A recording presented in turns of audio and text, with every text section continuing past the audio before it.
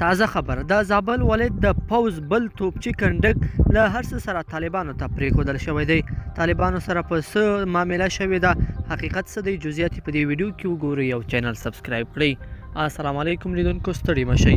څو ورځې وړاندې د دې ولایت شنکۍ کې سلګونه میله وسلې، لکونه مهمات، توپونه او لسګونه ارادي زغروال ګاډي او ټانګونه طالبانو ته پرېښودل شول. اوس راپورونه وایي چې د شنکۍ سنګلوري سیمه چې لا هم ولسوالۍ نه ده، د پوځ یو مجهز مرکز له هر څه څخه ډک وسلوالو طالبانو ته پرېښودل شوی دی.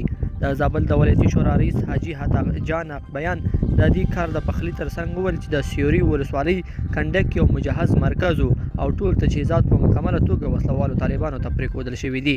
حق بیان رسنیو ته ویلي د ملي اردو دریم توپچي کنډک له سپکو او درنو وسلو، ټانګونو او نورو تجهیزاتو سره یو ځای طالبانو ته پرېښودل شوی دی. د ده په وینا زابل کې د ملي اردو تر ټولو همدالوی او تجهیز کنډک و. د ده په وینا که چیرې دولت د شنکۍ ولسوالۍ پیښه څېړله وای، نو نن به د سیوري ولسوالۍ کې داسې کار نه و رامنځته شوی. د زابل د شنکۍ ولسوالۍ مجهز کنډک چې هلته د زابل مرستیال والي او امیر امنیت هم شتون درلود، بغیر له کوم مقاومته د یوې معاملې په ترڅ کې وسلوالو طالبانو ته وسپارل شو چې د معلوماتو له مخې 9 ارادي موټر او ټانګونه او 350 په شاوخوا کې درنې او سپکې وسلې د لکونو مهماتو سره یو ځای وسلوالو طالبانو ته وسپارل شوې.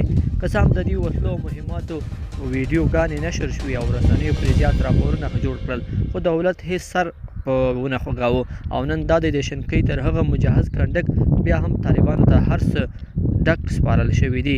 دولت که چیرې معامله کړې وي نو په ښکاره دې ووایي، او که چیرې کومه خبره نه وي نو بیا د دومره وسلو او مهماتو پښتون کې ولې کنډکونه ورته سپارل کیږي. لیدونکو په دې هیله چې دا مطلب مو تر پایه لیدلی وي، که مو دغه ویډیو خوښه شوې ویډیو لایک کړئ او چینل سبسکرایب کړئ. تر بیا ښه وخت.